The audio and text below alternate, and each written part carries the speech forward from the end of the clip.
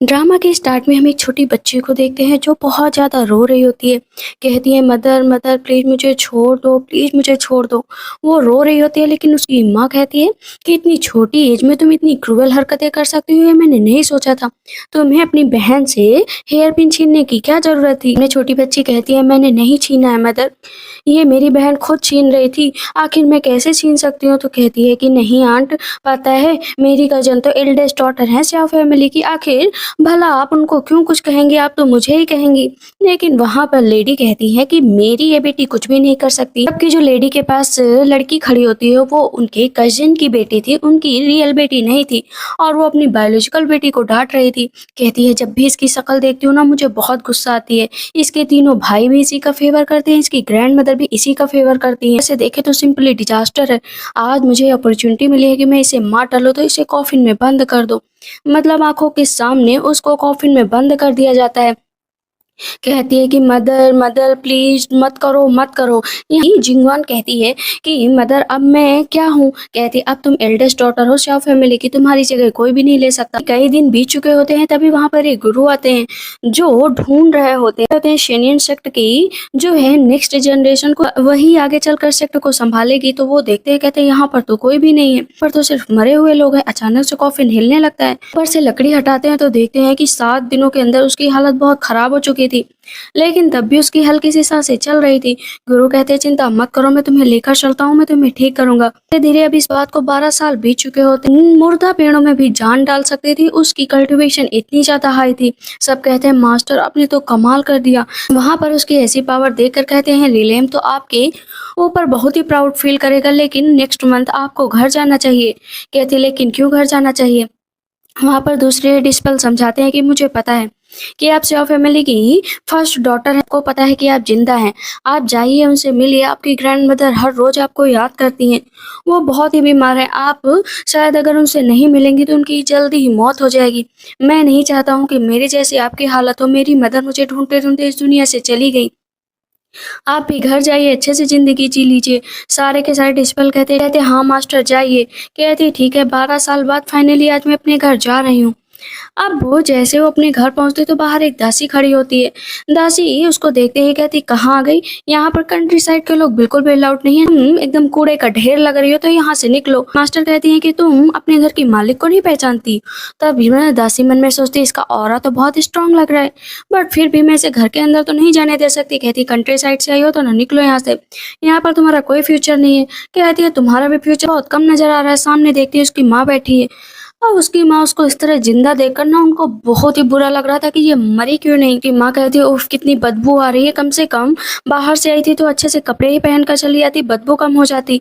देखो ना कितने गंदे कपड़े पहन रखे। कहती मिस जाओ अगर आपको इतनी ही चिंता थी मेरी ना तो कुछ कपड़े बनवा कर रखती ताकि मैं जल्दी ही आती और वो कपड़े पहन लेती। कहती मुझे क्या पता था कि तुम यहाँ पर आओगे कंट्री साइड से, अगर मुझे पता होता तो मैं कुछ सोचती भी।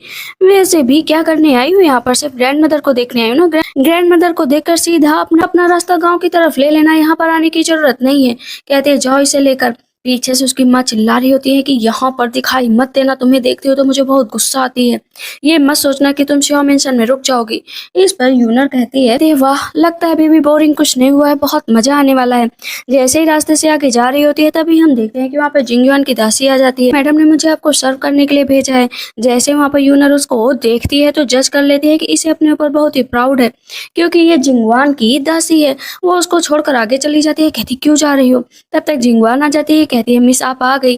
कहती हाँ आज मेरी कजन वापस आई है, देखने तो जाऊंगी। क्या करने जाओगी मिस उसको देखने के लिए, वो बहुत ही बदबू कर रही है, आपके मुकाबले तो वो कुछ भी नहीं है।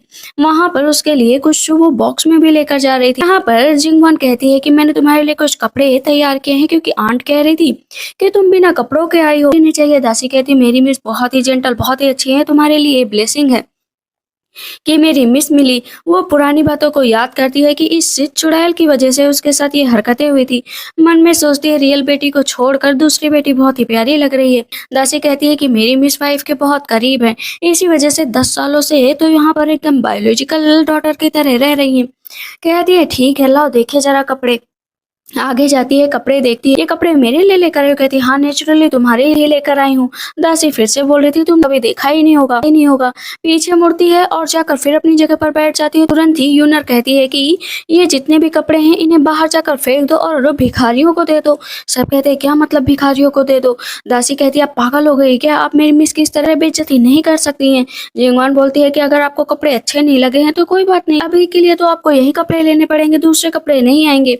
दासी बोलती है, आप अफोर्ड भी नहीं कर सकती ऐसे कपड़े। वहां पर जाकर वो किनारे कपड़े रख देती है, कहती पहनना है पहनो, नहीं पहनना है न मत पहनो। वैसे भी मेरी मिस का मुकाबला तो तुम नहीं कर पाओगी। वहां पर तुरंत ही वो अपना जो पोटली लेकर आई थी ना उसे खोलने लगती है। यहाँ पर दासी कहती है कि कोई गिफ्ट लेकर आई है, बहुत ही घटिया गिफ्ट। लेकिन देखती है उसमें बहुत सारे पैसे होते हैं, पैसे देकर सबके मुंह खुले रह जाते हैं। सोने की टेल्स निकालती है, कहती मैं तो यहाँ पर नई हूँ लेकिन एकदम स्ट्रेट फॉरवर्ड रहूंगी। जो भी इस दासी को 20 थप्पड़ मारेगा उसे मैं ये सोने की टेल्स दूंगी। पहले तो कोई नहीं आ रहा होता और जिंगवान कहती है कि ये तुम्हारे पैसे देकर कोई भी मेड इधर उधर नहीं पिघलेगी। लेकिन अचानक एक लड़की आ जाती है, कहती मैं करूंगी। जाकर एक थप्पड़ मारती, कहती तुम्हारी हिम्मत कैसे मुझे थप्पड़ मारने की? दूसरा मारती, तीसरा मारती, इस तरह 20 थप्पड़ वो पूरा कर देती है और उसे नीचे गिरा देती है। जिंगवान कहती क्या कर रही हो तुम? जाकर वो टेल्स ले लेती है, कहती तुमने बहुत अच्छा काम किया, बाकी ये कपड़े बाहर कौन फेंक कर आएगा, मैं उसको भी पैसे दूंगी। इस पर सारे के सारे तैयार हो जाएंगे कि मैं करूंगा मैं करूंगा। उसका सारा बॉक्स उठाकर बाहर फेंकवा देती है। इनमें जिंगवान सोचती है कि ये गरीब कहीं कि इसके पास इतने पैसे कहाँ से आए। वो आगे की तरफ बढ़ रही होती है तो जिंगवान डर जाती है। उसकी मदर आ जाती है, कहती है तुम्हारी हिम्मत कैसे हुई मेरी बेटी के कपड़े फेंकवाने की? थप्पड़ मारने चलती है तो हाथ पकड़ लेती है। ये थी खबरदार से आओ, आज के बाद हाथ मत उठाना। कहती तुम बहुत ही बोल्ड हो गई हो, बहुत ही वल्गर हो गई हो। इतने अच्छे से वो कपड़े देने आई थी और तुम कपड़े यहाँ पर बाहर फेंकवा दे रही हो। कहती है नहीं नहीं मदर, आपको ऐसी बातें नहीं करनी चाहिए, आपको इस तरह मेरी कजन को ऑफेंड नहीं करना चाहिए। कहती नहीं, देखो तो यहाँ पर आकर ये अपना रुतबा जताने लगी है, सबसे पहले तो इसे नील डाउन होकर तुमसे माफी मांगनी चाहिए। कहती किस बात की माफी? कहती अपनी एल्डर्स का कहना मानना चाहिए। कहती एल्डर्स? वो भी आप जो मुझे मार कर जिंदा जो है कॉफिन में दफना दिया था। 12 साल मैं वहां पर रही, 7 दिनों तक मैं उस कॉफिन में तड़पती रही। कहती तुम्हें वो सब बातें कैसे याद है? कहती मैं इतनी भी छोटी नहीं थी मिसेस याओ कि मैं सब भूल जाऊं। तो आपने जो उस दिन मुझे जो कुछ भी कहा था मुझे सब कुछ याद है। आपको क्या लगता है मेरी लाइफ बहुत ही स्मूथ चल रही है? आप अपने बच्चों के साथ, अपने हस्बैंड के साथ बहुत अच्छी जिंदगी गुजार रही थी, लेकिन ना मेरे फादर को, ना ही मेरी ग्रैंड मदर, ना ही मेरे भाइयों को इनसाइड स्टोरी पता है।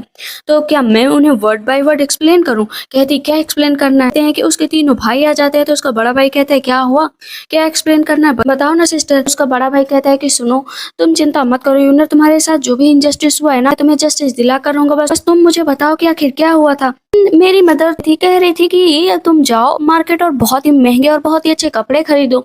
वो तो पैसे भी देने के लिए कह रही थी और कह रही थी ज्वेलरी भी खरीद लेना। कहता हाँ मेरी मदर तो है ही बहुत अच्छी। तभी हम देखते हैं कि उसका जो थर्ड ब्रदर होता है वो गिफ्ट लेकर आया हुआ होता है। जैसे ही देने चलता है तो इतनी देर में जिंगवान बोल देती है कि अरे ये तो कितना सुंदर है बेटा, ये मुझे दे दो। कहते हैं अच्छा ठीक है, अगर कजन आपको अच्छा लगा है ना तो ले लो। कहती है नहीं तुम इसे ही दे दो, ये तुम्हारी बायोलॉजिकल सिस्टर है। कहता है नहीं नहीं ये मेरी बायोलॉजिकल सिस्टर नहीं है, मैंने इसे कभी नहीं देखा। और बच्चा ना कुछ ज्यादा ही गुस्सा कर रहा होता है क्योंकि जिंगवान ने उसे बहुत भड़का कर रखा था। यहाँ पर जैसे उसका बड़ा भाई छोटे भाई को मारने चलता है तो कहती है अरे ये तो सिर्फ रैबिट है, इसके लिए आपस में लड़ाई क्यों करना। जिंगवान बोल देते हैं कि हाँ वैसे भी मैं तो आउटसाइडर हूँ। यहाँ पर मिसेस याओ बोलती हैं कि कौन बोला कि तुम आउटसाइडर हो, तुम इस घर की बेटी हो। जो प्रिटेंड कर रहा है ना यहाँ पर अच्छे बनने की वो बिल्कुल भी अच्छा नहीं है। यहाँ पर उसका बड़ा बेटा बोलता है कि मदर आपको इस तरह की बातें नहीं करनी चाहिए। देखते हैं कि यूनर बोलती है कि मदर आपका चेहरा देखकर लग रहा है कि बहुत ही जल्दी आपके लिप्स पर सूजन हो जाएगी। कहती है क्या बकवास कर रही हो, लिप्स पर क्यों सूजन होगी? तो उसका बड़ा भाई उसको लेकर चला जाता है, लेकिन बीच वाला भाई तो बहुत ही दुष्ट होता है। कहता है इसकी बातों पर मत आना। थोड़ी ही देर में वहां पर मिसेस याओ के लिप्स सच में सूज जाते हैं। ग्रैंड मदर की हालत बहुत खराब होती है। कहती मेरी बेटी प्लीज यहाँ पर आ जाओ, मेरे पास आ जाओ। जाकर हाथ पकड़ लेती है ग्रैंड मदर का। कहती है कि तुमने बहुत सफर किया, मैं बहुत ही रिग्रेट फील कर रही हूँ कि मैं तुम्हें ढूंढ नहीं पाई। अब जब मेरी बॉडी काम नहीं कर रही, मेरे पास ज्यादा टाइम नहीं बचा है, तब तुम मेरे पास आई हो। यहाँ पर उसका भाई कहता है कि ग्रैंड मदर ऐसी बातें मत करो, आपको कुछ नहीं होगा। जैसे ही नफ्स चेक करती है कहती है कि मैं आपको सही कर सकती सकती हूँ। तो ग्रैंड मदर हंसने लगती है, कहती है मुझे पता है कि तुम मुझे बचाने की कोशिश करोगी, लेकिन अब मैं ज्यादा दिन की मेहमान नहीं हूँ। मैं चाहती हूँ कि यूनर की देखभाल तुम्हारा भाई करे, वो बहुत ही अच्छा है। ग्रैंड मदर को बहुत ही ज्यादा खांसी आने लगती है, तो वो पूरे रूम में चेक करती है कि कुछ ना कुछ तो नेगेटिविटी है, जिसकी वजह से ग्रैंड मदर की हालत बहुत खराब हो रही है। तो उसका भाई कहता है तुम क्या ढूंढ रहे हो, मुझे बताओ ना। तब वहाँ पर वो बताती है कि एविल स्पिरिट है यहाँ पर और उस लेटन में है, उस लेटन से 5 लोगों को मारा गया है। तभी हम देखते हैं कि वहाँ पर उसकी माँ आ जाती है, कहती क्या नॉनसेंस बातें कर रही हो, पता है मैं बुद्धा से लेकर आई थी, मदर जल्दी ठीक हो जाए और अब तुम यहाँ पर उस लेटन को बदनाम कर रही हो, अब तुम्हारे पास कोई रास्ता नहीं बचा तो तुम यही कर लो। कहते मैंने कहा ना ग्रैंड मदर, इसी की वजह से हो रहा है। जिंगवान कहती तुम तो ऐसे बिहेव कर रही हो जैसे तो सेनियन सेक्टर की डिसिपल। हाँ मैं वही हूँ। तो अब वहाँ पर वो सब लोग हंसने लगते हैं कि भला ये कैसे हो सकती है। तब ग्रैंड मदर कहती है अपना मुंह बंद करके रखो तो वरना मैं तुम्हें यहाँ से भगा दूंगी, ये तुम्हारी बायोलॉजिकल डॉटर है, मैंने इसे कभी भी अपना नहीं समझा। ग्रैंड मदर को ब्लड की वोमिटिंग होती है, वो बेहोश हो जाती है। तब उनको सांस नहीं आ रही, सबके सब नीचे बैठ जाते हैं। सबसे पहले तो वो बैठ जाती है वहां पर जो है मिसेस श्याओ की, अरे मैंने ये क्या कर दिया, कहीं मेरी वजह से तो इस ओल्ड बुढ़िया की डेथ नहीं हो गई, मेरी रेपुटेशन तो डाउन हो जाएगी। तब यहाँ पर जिंगवान समझाती है कि आपके पास मौका है, सारा का सारा इल्जाम इस यूनर पर लगा दो। कहती है कि तुम यहाँ पर आई और तुम्हारी ग्रैंड मदर की डेथ हो गई, आखिर तुम अपनी ग्रैंड मदर को कैसे मार सकती हो, उनकी मौत की जिम्मेदार तुम हो। जिंगवान भी कहती है सब तुम्हारी वजह से हुआ है। यूनर कहती है कि मैं अपनी ग्रैंड मदर को बचा सकती हूँ, वो जाती है अपनी पावर का यूज करती है। तब जिंगवान चिल्लाने लगती है कि तुम ये क्या कर रहे हो, ग्रैंड मदर जिंदा नहीं बचेंगी, आदमी उसे बाहर लेकर जाओ। जैसे ही उसे बाहर लेकर जाने वाले होते हैं तब उसकी माँ और तेज से चिल्लाने लगती है कि ये रिबेलियन है, देखो तो अपनी ग्रैंड मदर को मार डाला। इतनी देर में ग्रैंड मदर ऊपर उठ जाती है, कहती है मैं ठीक हूँ। सबसे पहले तो जिंगवान और मिसेस श्याओ डर जाती हैं। उसका भाई कहता है कि सच में मुझे लगा आप चली गई। कहती है नहीं, अभी मैं बहुत ही लाइट फील कर रही हूँ। कहती है कि उस लेटन को आपको यहाँ से हटाना पड़ेगा। उसकी मदर कहती है ये लेटन यहाँ से नहीं हटेगी, तुम किसको फूल बनाने की कोशिश कर रही हो, तुम सेनियन सेक्टर की कोई डिसिपल नहीं हो जो यहाँ पर तुम हम लोगों को कुछ बता रही हो।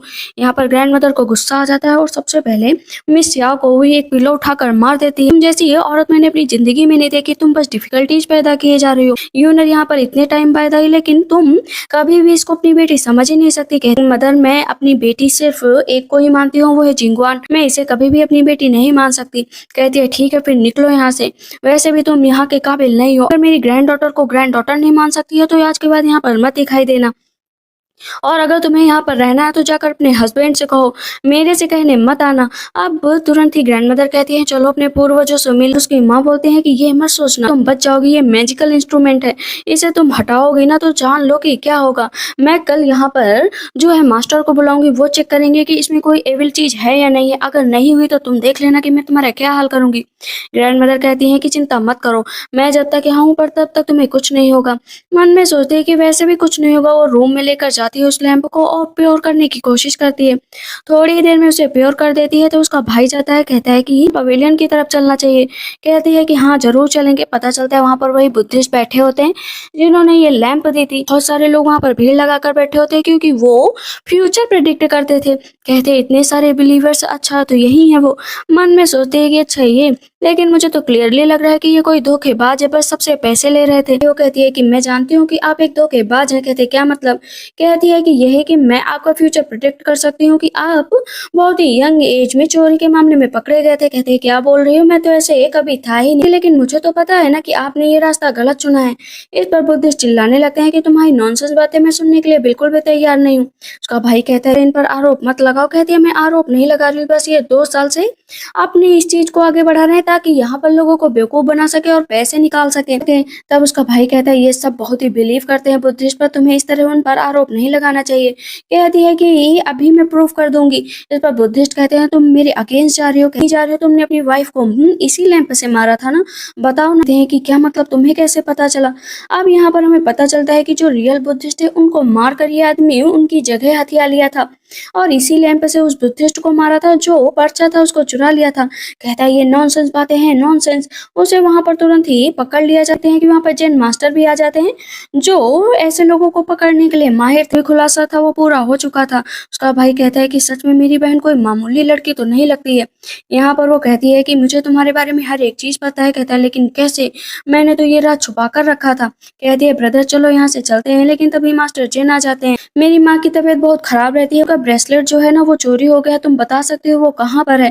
कहती है कि वो बहुत ही जल्दी मिल जाएगा, आपको उसको ढूँढने की ज़रूरत नहीं पड़ेगी। उसका भाई सोचता है कि उसकी बहन ने बहुत ही बेकार कपड़े पहन रखे हैं, सबसे पहले उसके लिए अच्छे कपड़े खरीदने चाहिए। मिसेस सिया को 4 घंटे लगातार जो है नील डाउन रहने के लिए कहा गया था, तो उनके पैरों में अकड़न आ जाती है। अभी हम देखते हैं यूनियन के लिए कपड़े आ जाते हैं, तो वो तैयारी कर देती है। तभी उसकी माँ और फिर से वहाँ पर जिंगियान आ जाती है। कहती है मैंने सुना है कि तुमने कॉन्गचन को फेक साबित कर दिया है। तभी पता चलता है कि वहाँ पर मास्टर जिन आ गए। कहती मास्टर जिन ये भला किससे मिलने आए हो? कहती है कि इसने मॉन्क को पकड़ाया है ना, तो इसे अरेस्ट करने आए होंगे। जैसे अंदर जाते हैं तो कहते हैं अरेस्ट कर लो इसे, अरेस्ट कर लो इसे, इसने बहुत ही बड़ा गुनाह किया है, इसे तो अरेस्ट कर लो।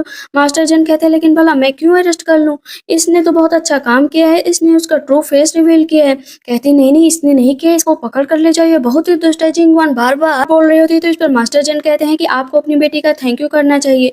वहां पर वो उसके लिए जो है गिफ्ट भी लेकर आए होते और मारने चलते, तभी वहां पर ग्रैंड मदर आ जाती है और एक थप्पड़ उसकी माँ को मार देती है कि तुम्हें अगर मैंने पहले ही अच्छा सबक सिखाया होता ना, तो तुम इस तरह इस घर को बर्बाद नहीं कर सकते। मदर कहती है कि मुझे माफ कर देना कि तुम्हारी माँ तुम्हारे साथ ऐसा बिहेव कर रही है। कहती है कि ये लगता है ग्रैंड मदर की हालत अब काफी अच्छी है, लेकिन वहां पर वो अपने सेकंड ब्रदर और थर्ड ब्रदर के बारे में सोच रही थी कि वो लोग तो उससे बिल्कुल भी बात नहीं करते हैं। लेकिन उसकी माँ कहती है कि ये रिपेलियस कर लगता है यहाँ से नहीं जाएगी, अगर हम लोग रिचुअल फॉलो करेंगे, ओल्ड लेडी को अपने रास्ते से हटा देना, तो हम लोगों का रास्ता साफ हो जाएगा। कहती है कि मदर आपको चिंता करने की जरूरत नहीं है, मैं कोई ना कोई रास्ता निकाल लूंगी। अभी हम देखते हैं कि ग्रैंड मदर के अंदर जो नेगेटिविटी बची थी ना, उसे निकालने के लिए वहां पर उसका थर्ड ब्रदर और सेकंड ब्रदर भी खड़े होते हैं। लेकिन सेकंड ब्रदर तो इस मकसद से खड़े होते हैं कि अगर ये प्रक्रिया सही से नहीं कर पाई तो इसे इस घर से निकाला जा सकता है। कहते हैं प्रक्रिया स्टार्ट करो, और जो भी ट्रिक्स करोगे ना आज कोई भी काम नहीं करेंगे, क्योंकि तुम्हारे अंदर कोई भी पावर नहीं है। लेकिन जैसे वो अपना हाथ ऊपर उठाती है तो सारी कैंडल बुझ जाती हैं, और वहां पर वो पेपर लिखती है। पेपर पर जो भी वो पढ़ती है ना, हवा चलने लगती है। ब्रदर मुझे तो सच में ठंड लग रही है। उसका सेकंड ब्रदर कहता है बकवास मत करो, कुछ भी ठंड नहीं लग रही। ग्रैंड मदर के अंदर जो भी नेगेटिव हो रहा था उसे वो निकाल देती है। कहती है ग्रैंड मदर अब तो ठीक लग रहा है ना? कहती हाँ बहुत अच्छा लग रहा है। तभी उसके फादर आ जाते हैं। फादर को देखकर ही यूनर समझ जाती है ये भी उसकी माँ का ही काम है। कहते कौन है जो यहाँ पर ये उल्टी सीधी प्रक्रिया कर रहा है? मन में सोचती है मेरे फादर तो मुझे बहुत प्यार करते थे, लेकिन आज ये डीमंस जैसा बिहेव क्यों कर रहे हैं? कोई भी चाल चल ले मेरी माँ, लेकिन मैं उसे कामयाब नहीं होने दूंगी। है कि तुम यूनर हो ना? कहती हाँ फादर। कहते कि तुमने ये क्या किया है? कहती फादर मैंने ये यहाँ पर अगरबत्ती लगाई है, जैसे थोड़ा माइंड को शांति मिले। वहाँ पर फिजिशियन भी आए होते हैं, कहते हैं कि ये काफी अच्छी फ्रेग्रेंस है, सही है कि तुमने ये सब किया। वहाँ पर वो मन में सोच रहा होता है ना उसका सेकंड ब्रदर की अब तो इसने जो भी प्रक्रिया की है ना, ये घोस्ट भगाने वाली, इसकी वजह से इसे निकाला जाएगा, क्योंकि फादर इन सब में बिलीव नहीं करते हैं। वो हंस रहे होते हैं तो उसका छोटा भाई बोलता है कि फादर ये लड़की बहुत ही दुष्ट है, पता है इसने ना जाने यहाँ पर कौन कौन सी प्रक्रिया की, मुझे ठंड भी लगने लगी, इसे यहाँ से निकाल दो, ये बिल्कुल भी इस घर के लिए अच्छी नहीं है। सेकंड ब्रदर बोलते हैं कि आप कहाँ जाओगी बचकर? लेकिन उसके फादर बोलते हैं कि तुम लोगों को शर्म नहीं आती अपनी बायोलॉजिकल सिस्टर के बारे में ऐसा बोलने के लिए? जाओ और नील डाउन होकर बैठ जाओ, दोबारा यहाँ पर दिखाई मत देना। वहां पर कहते हैं फादर आपको इस तरह सजा नहीं देनी चाहिए। कहते हैं कि तुम्हें सजा नहीं दे सकता है, तुम इतने सालों बाद आई हो और मैं तुम्हें भला सजा कैसे दूं? कहते हैं नहीं फादर, मेरे दोनों भाइयों को बुरा लगेगा, मैं भी उनके साथ नील डाउन होकर बैठ जाती हूँ। यहाँ पर उसके फादर बहुत ही ज्यादा अच्छा फील कर रहे थे कि फाइनली अब मेरी मदर ठीक है। वहाँ पर ऐसे पल्स चेक करते कहते हैं कि हाँ पिछले वीक बहुत खराब थे, लेकिन अब बहुत ही इम्प्रूवमेंट हो चुकी है। यहाँ पर उसके फादर सोचते हैं क्या सच में ये मेरी ही बेटी है? बताओ ना जिंगवान, उसे निकाल दिया गया ना? कहती नहीं निकाला गया। कहती हाँ वो तो मुझे पता था, मेरे हस्बैंड थोड़े दयालु तो हैं, जरूर उसे नील डाउन करके रखा गया होगा। कहती है नहीं मदर, वहाँ पर सिर्फ दोनों भाई नील डाउन है। कहती है क्या मतलब दोनों भाई नील डाउन है? ऐसे कैसे हो सकता है? ये इंसान कभी सुधर ही नहीं सकता। इधर हम देखते हैं नील डाउन की जगह पर वो दोनों आराम से बैठे हुए होते हैं, लेकिन जैसे आहट पता चलती है तो दोनों फिर से बैठ जाते हैं। तब उसका छोटा भाई कहता है तुम यहाँ पर क्या करने आई हो? यहाँ पर हम लोगों के ऊपर कितना भी मक्खन लगाओ, हम लोग तुम्हारी चाल में नहीं फंसेंगे, वैसे भी तुमसे कोई भी फेवर नहीं चाहिए। कहती है मैं यहाँ पर नील डाउन होने के लिए आई हूँ। चाहती है कहती है ये जगह तो काफी अच्छी लग रही है। तभी उसका थर्ड ब्रदर बोलता है कि ये बताओ ब्रदर अदर कैसे आए? वो तो हमेशा बॉर्डर पर रहते हैं। कहते चुप बैठो, तुम्हें इस तरह की बातें नहीं करनी चाहिए। कहते हैं लेकिन ब्रदर मुझे एक बात और पता है, क्या अगर किसी मार्कस को पता चला ना तो हम लोगों को बहुत बुरी तरीके से फंसाया जाएगा। जाएगा। कहती है कि मुझे उसके पास लेकर चलो, तो सेकंड ब्रदर कहते हैं क्या तुम ठीक कर लोगी? कहती है हाँ मैं ठीक कर लूंगी। यहाँ पर थर्ड ब्रदर बोलते संभल कर लेकर जाना, लेकिन सेकंड ब्रदर मन में सोचते ठीक नहीं कर पाई ना तो वैसे भी इसे घर से बाहर निकाल दिया जाएगा। जैसे ही उस बच्चे की माँ उसको देखती है कहती है तुम यहाँ पर क्या करने आए हो? मैंने तुमसे कहा था ना कि तुम यहाँ पर नहीं दिखाई दोगे। यूना कहती है बस मुझे आप अपने बेटे से मिला दीजिए, मैं देख कर एक बार चली जाऊंगी। कहते हैं मुझे नहीं दिखाना है, वैसे भी मैं बता सकती हूँ कि तुम्हारे कंधों में दर्द रहता है। कहती तुम्हें कैसे पता? करते हो तुम्हारे हाथों की हड्डियां भी दर्द करती है। उसका सेकंड ब्रदर मन में सोचता है ये तो इन्फॉर्मेशन कलेक्ट करने में महारत हासिल करके रखी है। सही है, कितना भी अच्छा सब कुछ कर लो लेकिन आज तुम इनके बेटे को नहीं बचा पाओगे। कहती है कि तुम्हें बहुत कुछ पता है, चलो एक बार बस मैं तुम्हें दिखा देती हूँ। यहाँ पर उसका भाई कहता है कुछ भी गड़बड़ मत करना, अगर तुम सच में आज उसको बचा लोगे तो मैं समझ जाऊंगा और तुम्हारा कर्जदार रहूंगा। जैसे अंदर जाते तो वो बहुत तेज से इधर उधर चीजें फेंक रहा होता है। कहती है बस मरने की कगार पर है, ना कुछ खा रहा है ना कुछ पी रहा है। बहुत लोगों ने देखा लेकिन आज तक उसे कोई भी नहीं बचा पाया। कहती कोई बात नहीं, मैं इसे बचा लूंगी, लेकिन जो कुछ भी हो तुम लोग इस पर कुछ भी रिएक्ट नहीं करोगे, इसे सुपरनेचुरल पावर्स ने घेर रखा है, इसी वजह से ऐसा बिहेव कर रहा है। उसके फादर कहते हैं कि इस लड़की को यहाँ से बाहर निकालो।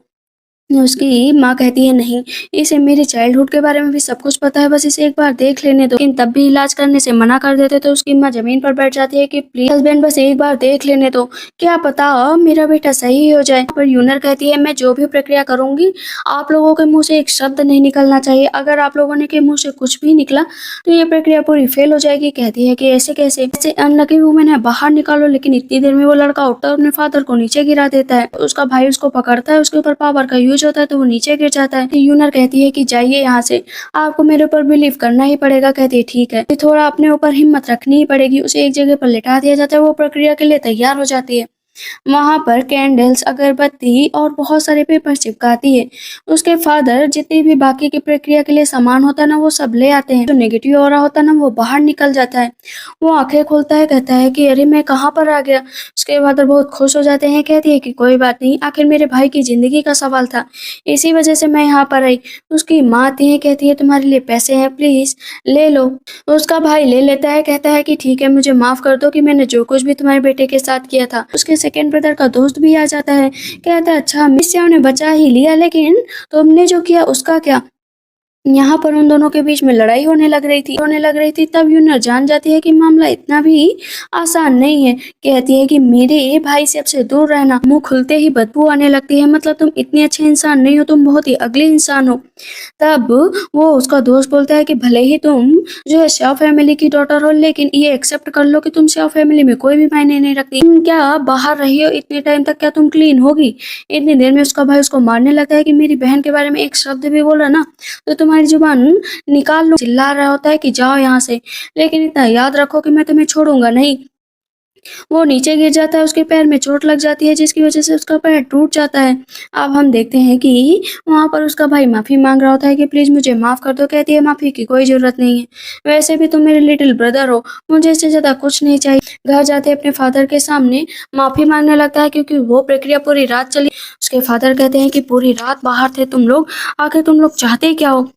कहता है फादर हम लोगों को एक प्रक्रिया करनी थी जिसकी वजह से हम लोग गए थे। उसके फादर कहते हैं मुझे पता है मेरी बेटी किसी अच्छे काम के लिए ही गई होगी, लेकिन इस फैमिली के रेपुटेशन भी तो है। कहती है लेकिन फादर मुझे रात रात भर कल्टीवेशन के लिए जाना ही पड़ेगा। कहते कोई बात नहीं, मुझे बताकर जाना। अभी हम देखते हैं कि यहाँ पर जिंगवान कहती है कि कल आपकी बेटी रात भर बाहर थी, उसने कुछ पैसे भी कमाए हैं। कहती है क्या पैसे कमाए हैं? कहते हाँ वो तो काफी ब्रेव निकली। यहाँ पर तुरंत ही उसकी माँ चिल्लाने लगती है ये बोरथर जाने लगी है सिर्फ पैसे कमाने के लिए, आखिर ये इस हद तक कैसे जा सकती है? हम देखते हैं कि ओल्ड लेडी और सब लोग बैठकर साथ में खाना खा रहे होते हैं, सब लोग बहुत इंजॉय कर रहे होते हैं। तो उसकी ग्रैंड मदर कहती है जब से मेरी ग्रैंड डॉटर आई तब से सब कुछ कितना अच्छा लग रहा है। तभी हम देखते हैं कि वहां पर उसकी माँ जाती है, कहती डैम गर्ल, इसको देखती हूँ ना तो मुझे इतना गुस्सा क्यों आता है? पिंगवान बोलती है कि माय कजिन, मुझे पता चला कि कल रात आप यहाँ से गायब थी, आपने जरूर कोई स्टूपिड थिंग तो की नहीं होगी।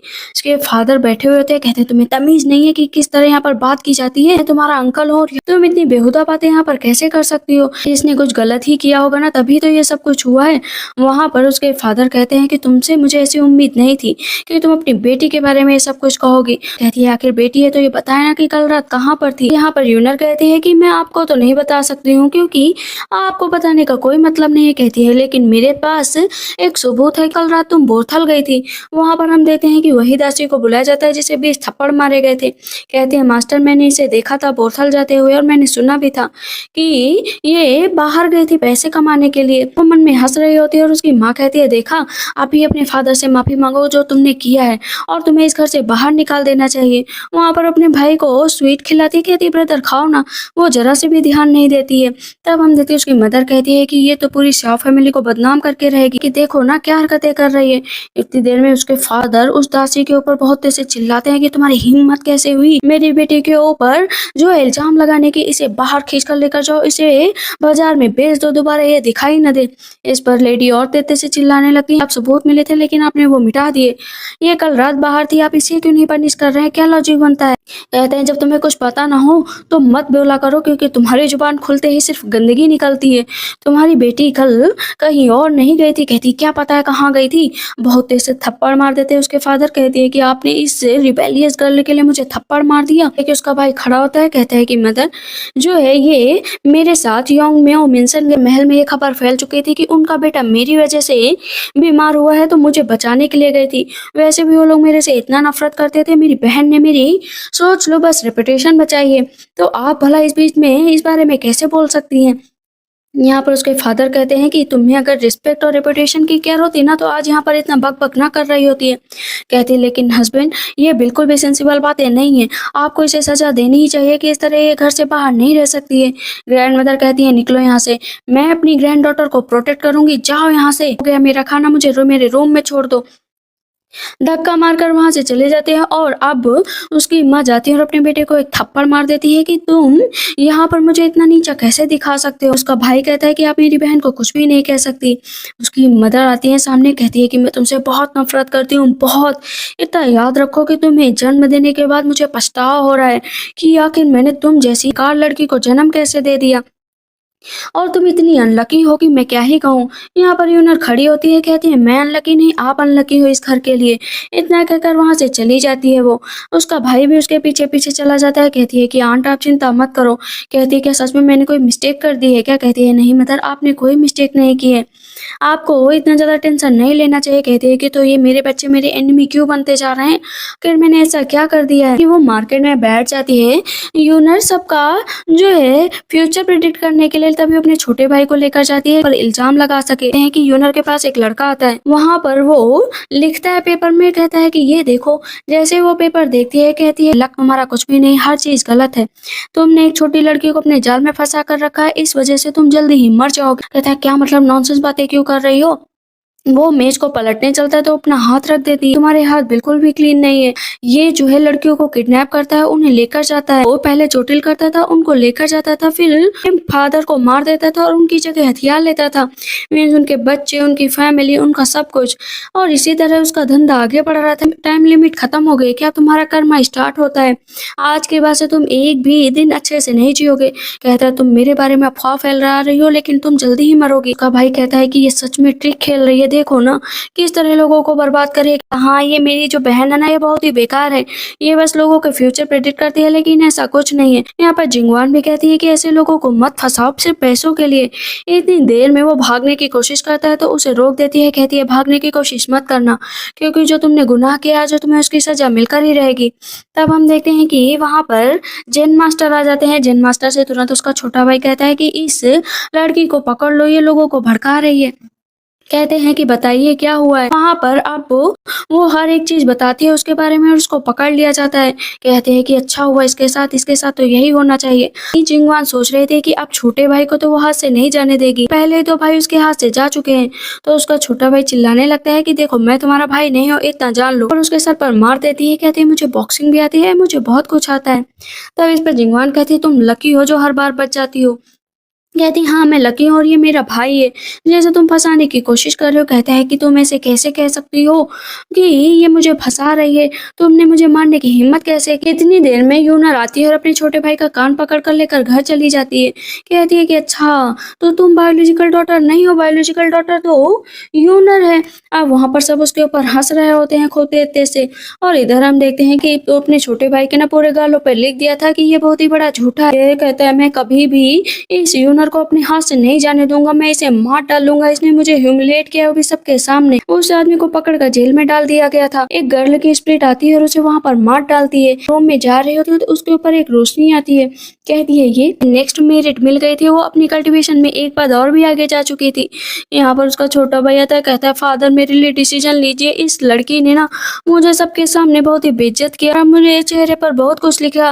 कहता है तुमने हरकत ही ऐसी की होगी तभी तुम्हें इतनी सजा मिली है। जिंगवान भी कहती है कि अंकल सच में यूनर ने इसके साथ बुरा बिहेव किया, आपको सजा देनी चाहिए। कहते हैं सजा क्या देनी चाहिए, तुम ऐसी हरकतें करते हो, निकलो यहाँ से। कहता है फादर क्या मैं आपका बायोलॉजिकल चाइल्ड नहीं हूँ क्या जो आप मेरे साथ ऐसा बिहेव कर रहे हैं।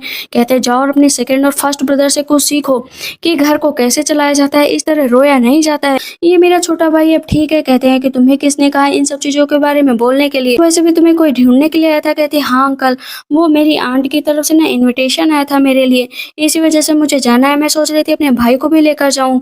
तब यहाँ पर यूनर मन में सोच लेती है कि ये मेरे छोटे भाई को एक वेपन की तरह यूज करना चाहती है, लेकिन मैं अपने भाई को इसके हाथ में नहीं फंसने दे सकती, कहीं जाने दे सकती हूँ। ग्रैंड मदर बहुत ही ज्यादा चिंता कर रही होती है कि इम्प्रेस ने बुला तो लिया है, लेकिन जिस हिसाब से इस जिंगवान का जो है मिसेस चाओ के साथ चल रहा है ना, मुझे नहीं लगता है कि तुम्हारी बेटी का कुछ हो पाएगा। मुझे अपनी ग्रैंड डॉटर के लिए बहुत चिंता हो रही है। हम देखते हैं कि इम्प्रेस बैठी हुई होती है तो बहुत ही प्यार से जिंगवान मुंह पर कपड़ा बांध कर ना जितार बजा रही होती है। सामने से हम देखते हैं कि तब तक यूनर भी आ जाती है। इम्प्रेस कहती है कि इतनी छोटी उम्र में इतना अच्छा पियानो तुमने बजाया है, बहुत अच्छी बात है। वो अपने मुंह से कपड़ा हटाती है, कहती है कि मैं जो है सियाओ फैमिली की डॉटर हूँ। इतनी देर में पूरी फैमिली भी आ जाती है। यहाँ पर उसका बड़ा भाई जैसे ही जिंगवान को देखता है कि वो पहले ही अपना बहुत तारीफ लेने के लिए आ गई, तो उसका भाई कहता है तुम्हें तमीज नहीं है। सेकंड ब्रदर भी कहता है, छोटे भाई भी कहते हैं कि तुम्हें इस तरह यहाँ पर नहीं आना चाहिए। तब वो नीचे बैठ जाती है, कहती है मैंने मुंह पर इसलिए कपड़ा बांधा है क्योंकि मैं अपनी आंट के लिए बहुत कुछ चाहती हूँ। उसके फादर कहते हैं आंट के लिए, तो आंट के लिए कुछ भी नहीं चाहती हो, अपने लिए चाहती हो। यहाँ पर उसकी माँ कहती है नहीं, मेरी बेटी जिंगवान सिर्फ मेरे लिए ही चाहती है। यहाँ पर जिंगवान कहती है यूनर की वजह से सब कुछ हो रहा है, तो उसका भाई कहता है नॉनसेंस बंद करो। कहती है कि यूनर ने मेरा बहुत बुरा हाल किया है, मुझे घर से निकलवाने सोच रही है, वो मेरी मदर से मुझे दूर करना चाहती है। तब इम्प्रेस कहती कुछ ज्यादा ही नहीं आगे बढ़ने की कोशिश कर रही हो। कहती है कि मैंने क्या किया है ये बताओ। कहती है कि तुम मेरी आंट को हर रोज परेशान करती हो या नहीं करती हो, तुम उनकी हेल्थ को लेकर बिल्कुल भी चिंता नहीं करती बल्कि उन पर चिल्लाती रहती हो, जिसकी वजह से उनकी हालत बिगड़ गई है। इम्प्रेस आप बताइए कि अगर मेरी आंट को कुछ हो गया तो मैं कहाँ पर जाऊंगी, मुझे तो उन्हीं के साथ रहना है। जितने भी लोग खड़े होते हैं कहते हैं इस तरह का बिहेव नहीं करना चाहिए तुम्हें। उसकी माँ तो खूब तेज से रो रही होती है। जाती है इम्प्रेस, कहती है कि आपने बहुत ही सफर किया, सच में आपको ऐसी बेटी मिली है, मैं क्या ही कहूँ। कहती है सब मेरी गलती है, मैं बहुत ही गलत हूँ। इसने देखो मुझे किस तरह मारा है, किस तरह प्रताड़ित किया है, मैं बहुत ही बीमार हो चुकी हूँ और ये सब सिर्फ इस यूनर की वजह से हुआ है। तो इम्प्रेस कहती है तुम्हारी इतनी हिम्मत, अब मैं तुम्हें बताती हूँ कि इस तरह की चोट में दर्द कितना होता है। जैसे ही मारने चलती है तो वो हाथ से नीचे गिरा देती है। कहती है कि माफ करिएगा कि मैंने आपके हाथ से ये जेड पिन नीचे गिरा दी है, लेकिन मुझे अच्छे से याद है जब मैं छोटी थी ग्रैंड मदर, तब फादर तो बॉर्डर पर गए थे और ये मेरी माँ और मेरी कजन ने मिलकर मुझे जिंदा दफना दिया था। 7 दिनों तक वहां पर बंद थी। ग्रैंड मदर कहती है तुम्हारी इतनी हिम्मत। कहती है नहीं नहीं, मैंने तो ऐसा नहीं किया, मैं झूठ नहीं बोल रही हूँ। वहाँ पर वो ट्रुथ पावर का यूज करती है जैसे अपनी माँ के ऊपर, तो कहती है हाँ किया था मैंने किया था। कहती है अरे मैंने ये क्या बोल दिया। अब वहाँ पर वो चिल्लाने लगती है कि मुझे ये बिल्कुल भी पसंद नहीं थी, ये एविल है एविल, आखिर मैं क्या ना करती। मैंने इसी वजह से अपने रास्ते से हटाने के लिए इसे जिंदा दफना दिया था ताकि ये कभी दिखाई ना पड़े। यहाँ पर तुरंत ही जिंगवान बोलती है कि सिस्टर अगर आपको ये सच रिवील करना था तो घर में भी कर सकती थी, पब्लिक में रिवील करने की क्या जरूरत थी। कहती क्यों, सपोर्ट भी तो तुम पब्लिक में ही कर रही हो ना, तो मैं रिवील भी पब्लिक में करूंगी। जिंगवान कहती इन्होंने तुम्हें जन्म दिया है, कहती जन्म जरूर दिया है लेकिन बेटी तुम्ही को माना है। बार बार अपना मुंह ज्यादा चला रही होती जिंगवान, तो इम्प्रेस उसको एक थप्पड़ मार देती है कि मैंने तुम्हें अपना समझा लेकिन तुमने यहाँ पर क्या कारनामा किया है। इम्प्रेस कहती है माफ करना मुझे कि आज मैंने गलत का साथ दिया, और यहाँ से चली जाती है। इस पर उसके फादर कहते हैं सबसे पहले इस जिंगवान को इस घर से बाहर निकाल दो। कहते हैं ओल्ड मार्कस प्लीज मेरे साथ ऐसा मत करो। कहते हैं इसे जाओ कंट्री साइड में छोड़ कर आओ, कभी भी इसे दोबारा मत लाना। यहाँ पर उसकी माँ कहती है मेरी बेटी को प्लीज इस तरह मत भेजो। तब उसके फादर कहते हैं मैं तुमसे डाइवोर्स लेना चाहता हूँ, मेरा और तुम्हारा कोई लेना देना नहीं। कहती है लेकिन इस उम्र में आप मुझे डाइवोर्स कैसे दे सकते हैं। कहता है मदर मैं भी आपसे अलग होना चाहता हूँ। सेकंड ब्रदर भी कहते हैं मदर माफ करिएगा लेकिन मैं भी आपसे अलग होना चाहता हूँ। सेम छोटा भाई भी कहती है कि तुम सब के सब इस तरह मेरे साथ करोगे, मैं अपना रास्ता खुद ढूंढ लूंगी। यहाँ पर पूरी फैमिली माफी मांगती है यूनर से कि मुझे माफ कर देना कि मैंने तुम्हारा साथ नहीं दिया। ग्रैंड मदर तो बहुत खुश होती है कि फाइनली मेरी ग्रैंड डॉटर वापस आ गई है। सब एक साथ बैठे होते हैं और वहाँ पर उसका छोटा भाई तो बहुत ही केयर कर रहा होता है। तो उसकी ग्रैंड माँ उसको एक हेयर पिन देती है, कहती है कि आज के बाद से तुम्हें यहीं पर रहना है। कहती है कि फादर और ब्रदर मैं जानती हूँ कि यहाँ पर एक सरवाइव करने के लिए आई थी, मुझे अब जाना पड़ेगा। अभी हम देखते हैं कि जिंगवान को बाहर धक्का देकर निकाल दिया जाता है। कहती है मैं कैपिटल छोड़कर नहीं जाऊंगी, चाहे कुछ भी हो जाए नहीं जाऊंगी। कहते हैं कि एक लड़का आता है, कहता है मैं तो तुम्हें ही ढूंढ रहा था। कहती है कि क्या तुम मुझसे शादी करोगे क्या, तुम मुझसे कह रहे थे ना कि शादी करोगे। ना कहते तुमसे वो भी शादी, मैं तुमसे कभी भी शादी नहीं कर सकता, मैंने बस तुम्हें यूज किया था। वहां पर उसे चाकू मारकर गिरा देते होते से हंस रहा होता है। तभी हम देखते हैं उसकी मदर आ जाती, कहती है अरे मेरी बेटी को क्या हुआ, मेरी बेटी को क्या हुआ। होते से चिल्ला रही होती है कि तुम लोग अब बहुत हैप्पी हो कि तुमने मेरी बेटी को मरवा दिया। उसके फादर कहते हैं और तुमने जो मेरी बेटी को जिंदा दफना दिया था उसका क्या।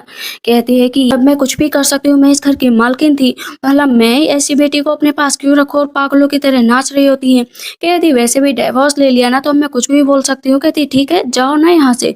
वो नीचे उतरती है, कहती है कि चारों तरफ देखो तुम्हारे कारनामे सबको पता चल चुके हैं, अब तुम इस घर के लिए बिल्कुल भी नहीं हो। वहां पर सबके सब एक तरफ यूनर के सपोर्ट में, उसकी माँ अपनी बेटी के सपोर्ट में, मतलब मरते मरते भी अपनी बेटी का साथ नहीं छोड़ रही थी। अभी हम देखते हैं सीनियन सेक्टर के सारे डिस्पल वहां पर आ जाते हैं। सारे डिस्पल को आया देखकर अब सब वो कहती ये क्या है ये क्या है, एक साथ नीचे बैठ जाते हैं कि मास्टर आपको हम सब ग्रीट करते हैं। पता चल जाता है अब सबको कि वो सीनियन सेक्टर की मास्टर है। कहती है मैं शादी करने के लिए नहीं बनी हूँ, मैं जानती हूँ कि आप लोग मेरी शादी का प्लान करेंगे, इसी वजह से मैं यहाँ से जा रही हूँ। मुझे ये दुनिया घूमनी है और नया रास्ता अपने लिए खुद बनाना है। इसी वजह से फादर ग्रैंड मदर सबको धन्यवाद। और इसी के साथ इस ड्रामा की एंडिंग होती है। तो आप लोग को ये ड्रामा कैसा लगा मुझे कमेंट सेक्शन में जरूर बताइएगा। तब तक के लिए बाय बाय, टेक केयर।